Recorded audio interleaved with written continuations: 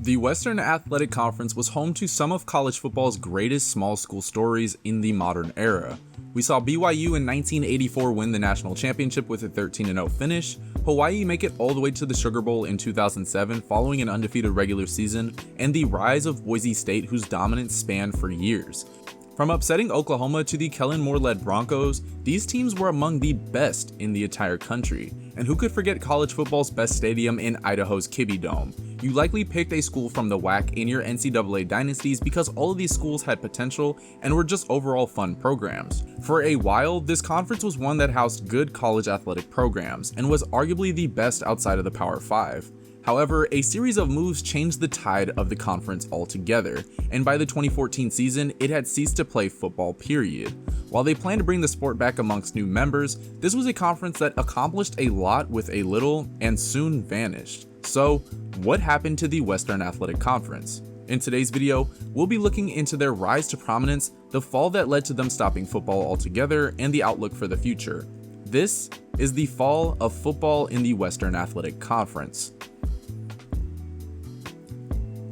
The WAC, or the Western Athletic Conference, was formed in 1961 and had 6 charter schools: BYU, Arizona State, Arizona, New Mexico, Utah, and Wyoming. Wazoo, Oregon, and Oregon State were also present at early meetings, but they ultimately didn't join. The WAC originally came to be because schools more so on the West Coast needed a conference that would better suit their needs and their respective situations. Immediately, the conference experienced success on the field in multiple sports. They did well in baseball, with Arizona State winning the whole thing 3 times from 1965 to 1969. Utah also made it to the Final Four in men's basketball, and things were going really well to start out. Around this time, Colorado State and UTEP joined the WAC to put the total at 8 teams. On the football field, the conference was slowly making a name for itself. Arizona State would make it to the Fiesta Bowl in 1971 to play an at-large team. In the first matchup, they defeated Florida State 45-38 and would be the highest bowl honor that the conference had reached in its young history. The Fiesta Bowl would be officially tied to the WAC to play against an at-large team in each season for the next few years. Arizona and Arizona State had suddenly become very dominant and were running the conference, winning just about every title in every sport, and it was either one of them winning in football. Due to that dominance, the pair eventually bolted to form the Pac-10 in 1978. Replacing them would be San Diego State and Hawai'i, giving the conference more schools further out west. They would further expand to at Air Force in 1980, putting the conference total at 9 teams. Around this time, the conference would switch bowl ties from the Fiesta Bowl to the Holiday Bowl. And in 1984, the conference would officially make a name for itself with the BYU Cougars football team. Led by Lavelle Edwards, the Cougars were the kings of the conference, where they won the title in every season from 1976 to 1985. That 84 squad would be one of the best in program history, and BYU quickly got out to a hot start. They kicked off the year on the road against number 3 Pittsburgh and won that matchup on ESPN 20-14. Instantly, they were ranked in the top 25 at number 13 and ran through every single team in the WAC. They continued to climb, and by the November 24th matchup against Utah State, they were the number 1 team in the country. Entering bowl season, BYU would play in the Holiday Bowl, and they would play an unranked Michigan team who they defeated 24-17. Then, a nationwide debate ensued on who should be named national champion. Washington, who went 12-1, had just defeated Oklahoma and played a much tougher schedule than the Cougars. BYU only beat 2 teams that won at least 7 games on the season. Yet, despite the weak schedule, BYU finished at number 1 in the AP and coaches polls and were crowned as the national champion. The AP poll had a slim margin. The Huskies received 16 first place votes while BYU had 38. The victory was massive for smaller schools, and it completely changed the landscape of college football moving forward, but that wasn't known at the time. BYU would become the last school outside of the power conferences to win the national championship for football.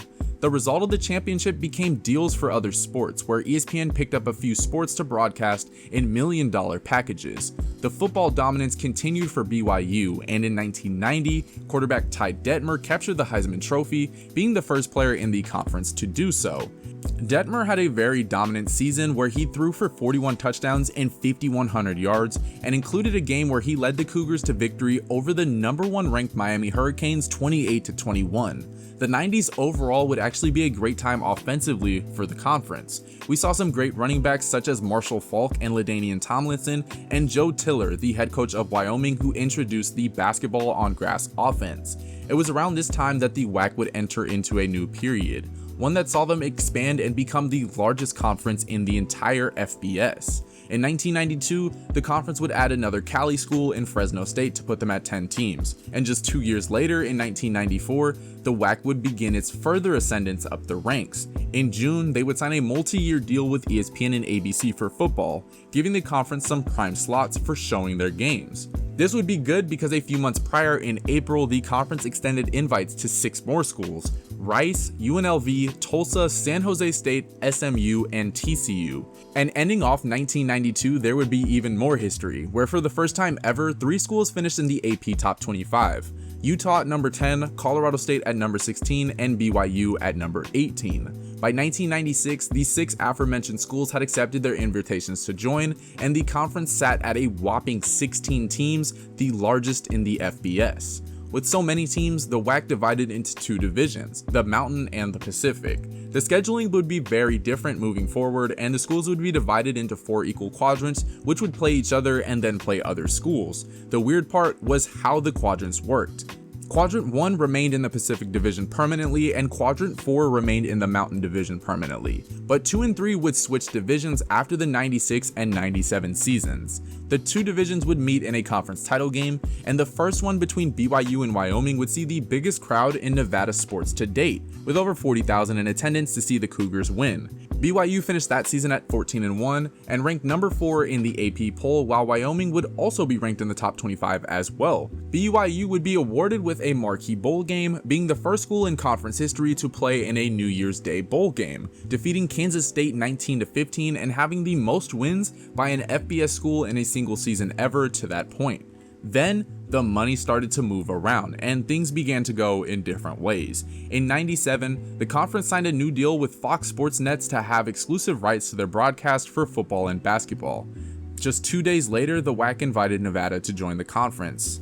Then, 20 days after that, 8 members would shockingly leave the conference to form a new one known as the Mountain West. The WAC would lose Air Force, BYU, Colorado State, UNLV, New Mexico, San Diego State, Utah, and Wyoming. There were some big losses on this one. Of course, BYU was the best football program, but Utah, Wyoming, and Colorado State also put together solid seasons in recent seasons. The other schools were also great at other sports as well, and it was a damaging blow strictly for the football product, but wasn't a surprise to some. A lot of these schools had to make a move due to finances. While these were all schools relatively west of the midway line, there was a ton of money being lost strictly to travel each season.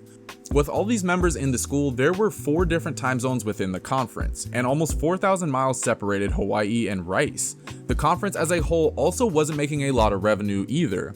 There was also a proposal for even further realignment, and this realignment would have seen some close rivals not be able to play each other. Schools like Colorado State and Air Force would have been separated and not played even though they are just miles apart, and this realignment created further issues among the 8 defecting schools.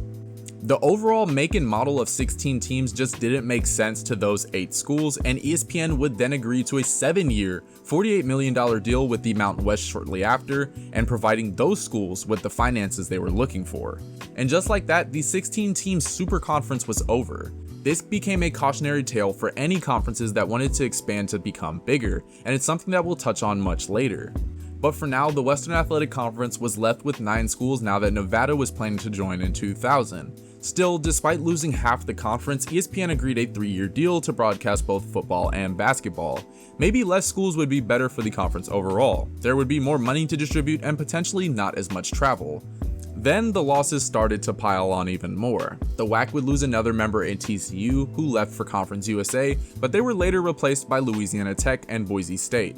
But the shifting of teams wasn't quite done, as Conference USA would also add Rice, SMU, UTEP, and Tulsa. Replacing them would be Idaho, New Mexico State, and Utah State. So in just 10 years, we saw an expansion from 9 teams to 10 to 16, back down to 10, and with some more additions and subtractions in between, back to 9 by the 2005 season.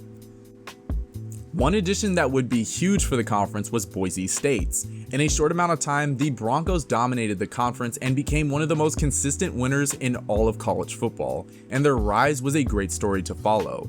Led by head coach Chris Peterson, the university saw a lot of success, and 2006 was the year of the Broncos. This squad went 12-0, and behind Jared Zabransky and Ian Johnson, they had the second best scoring offense in the country. They rose up to number 9 and didn't see a similar fate to the '84 Cougars, who won the title. But they did earn a berth in the Fiesta Bowl against Oklahoma. The result of that became one of the greatest results in the history of the FBS, where the Broncos upset the Sooners on the famous hook and ladder 2-point conversion to give them a 43-42 victory.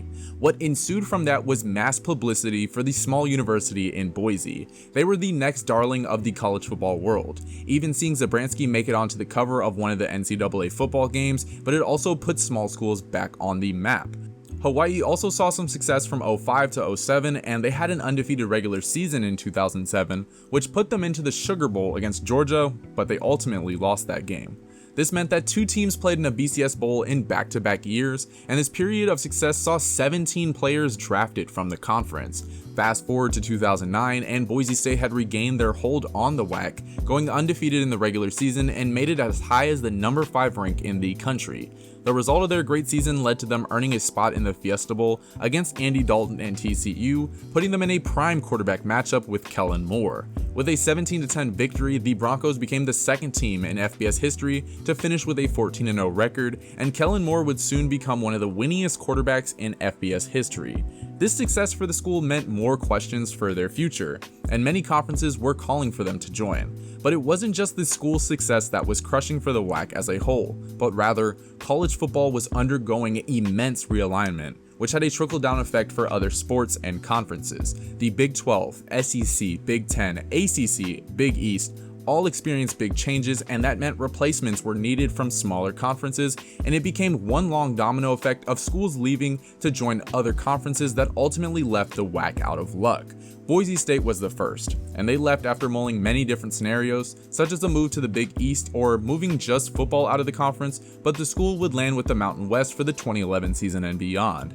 Later joining them would be San Jose State and Utah State, who originally wanted to stay but ultimately left. The conference successfully got Seattle, UT Arlington, Texas State, UTSA, and Denver to join them for the 2012 season, but it was very clear where the future of the conference was headed. The number of football teams and quality of them on the field was getting lower and lower by the year. With schools leaving, it marked another period where the conference had to replace some of its best schools across many sports, but also meant that the overall outlook of the conference was moving away from the West Coast. As a result, Hawai'i decided to move every sport but football to the Big West, and they, along with Fresno State and Nevada, would ultimately join the Mountain West for football in January of 2013. Later that year, Texas State and UT Arlington would leave for the Sun Belt, and UTSA and Louisiana Tech would join Conference USA, and Denver would leave too. These mass amount of moves would be much more chaotic and ultimately damaging than the series of moves that happened in the 90s, strictly due to the fact that a lot of these moves took away the good football programs the conference had. Once those left, other schools scrambled to join stronger conferences that would lead to more money. And ironically, the Mountain West was viewed as that stronger, more prestigious conference. While the WAC had Boise State and brief bright spots from schools like Nevada and Hawai'i, the Mountain West was the more well-rounded conference from top to bottom and managed to make a bigger name for itself over the past decade. Financially, the WAC was earning around $4 million per year from ESPN, but following Boise State's exit in 2011, ESPN dramatically cut that figure. In 2011-2012, each of the 8 WAC schools received $104,000 in television revenue, while Mountain West schools would earn $1 million apiece in TV revenue for that upcoming year. Another problem was how the WAC tried to replace departing members. They tried to get some football schools, but they ultimately couldn't recruit enough to be an FBS level football conference, and the schools they were able to get either had new programs or didn't have football at all. For example, they tried to get Montana to join, but they declined. Boise State also was rumored to return, but it didn't, and BYU was also a possibility as well, but nothing actually materialized from that. The reality of the situation was that there just weren't too many schools to even choose from to begin with. Then Commissioner Jeff Hurd touched on this when he stated the trickle-down effect that's happened over the last 10 to 15 years has eliminated many of the options available in the West. There just aren't as many FBS or even FCS level institutions in the western third of the country as there are in the eastern third. Our options have gradually dwindled. With all the subsequent moves, the WAC didn't have enough teams among active members to actually play in the FBS for the 2013 season. The only teams that actually remained were New Mexico State and Idaho, and those two would leave as well. The conference continued to get replacement schools, but the ship for football and the conference had sailed, and just like that, it was over. A conference that once had 16 teams, a national champion, and some of the best offenses in the country was no more. The fall really began from that 99 season. It was a turnstile, and as a matter of fact, 24 teams had came and gone since that 99 season, including 14 from 2005 to 2012. Jeff Hurd talked about the difficulties that came with all these moves and trying to get sponsorships, stating that it's virtually impossible to generate sponsorship dollars and any long-term television opportunities when you have a constant change in membership. And that goes back 10 years. When you try to negotiate a better or new deal, the issue with television providers always is, what are we buying? What's the commitment on the part of the conference? That stability even prevented them from being able to recruit schools. The WAC and the Big Sky Conference, who compete in the FCS, had talks to create a partnership that would have ultimately saved the WAC, but Big Sky presidents didn't move forward because they felt the Western Athletic Conference didn't have the same vision as them. At the end of it all, a conference that once had prestige was gone. They weren't the first FBS conference to completely fold, and with the way things are going, they might not be the last, but they were a tale at how expansion, region, money, and the pursuit of prestige can ruin a conference and remove itself from the original ideals that college athletics were rooted in, which is down to regional proximity. The WAC may have been ahead of its time, as we are seeing many conferences in pursuit of adding as many teams as it possibly can, and schools are leaving conferences in order to pursue money and prestige. Moving forward, the WAC is actually bringing football back with a merger with the ASUN to form the United Athletic Conference, competing at the FCS level this year. It won't be the same to start out, but it has the potential to grow. And that is the fall of football in the Western Athletic Conference. What are your guys' thoughts on the whole situation? College football realignment is really getting out of hand, it feels like nowadays. We have USC and UCLA moving to the Big Ten, and in terms of regional proximity, that travel is going to be ridiculous. But for fans of teams that used to play in the WAC, how did you guys feel about competing in the conference and ultimately moving out of it? I would love to hear from y'all's perspective on this situation, because it's interesting that a conference just dissolved. We've had it happen before with the Southwest Conference and other conferences as well. It could happen again in the future, but we'll just have to wait and see. So thank you guys so much for watching. Subscribe if you're new, and as always, I will see you guys next time.